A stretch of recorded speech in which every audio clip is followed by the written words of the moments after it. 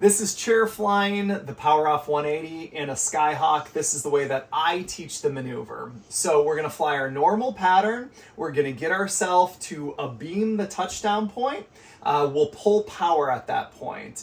Carb heat comes on. We're gonna immediately take flaps 1, and we're gonna count 1, 2, 3, 4, 5, 6, 7, 8, 9, 10, and turn base. I like a pretty authoritative base turn, like 30-degree turn, to get ourselves onto base, because at that point, that's the first time we can look at the runway and ask ourselves, are we high or low, fast or slow?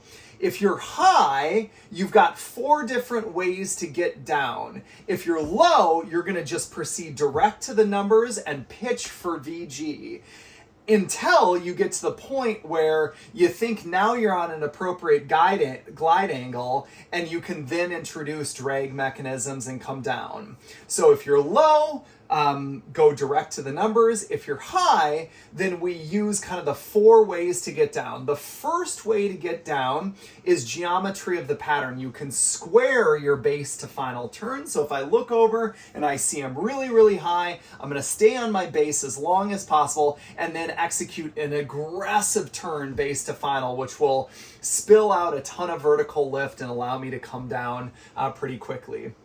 The second trick I have in my tool bag is a forward slip, and you can do that in the turn or you can do that once you're on final.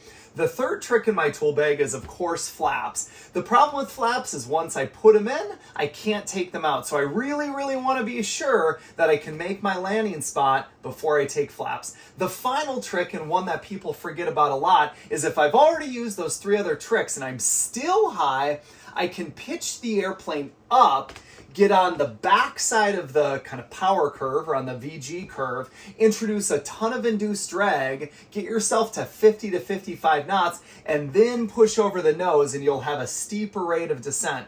The whole goal is to control my airspeed and have my aiming point at the same point in my windscreen such that I can round out over that aiming point and then float a known amount of distance to come down at the exact point that I want. And that's the power off 180.